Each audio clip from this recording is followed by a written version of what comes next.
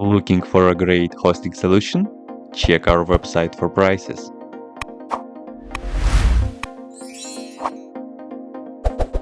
First, what you need to do is to update the server packages. You can do this by the following command.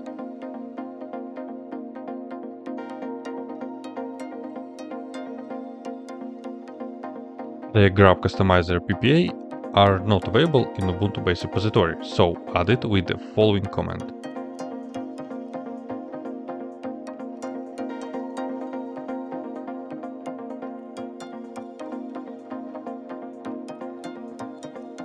Update system package list after adding the PPA with the next command.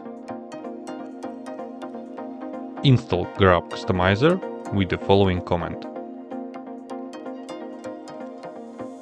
Once installation is finished, go into your desktop. There you will find Grub Customizer by icon or by system search bar.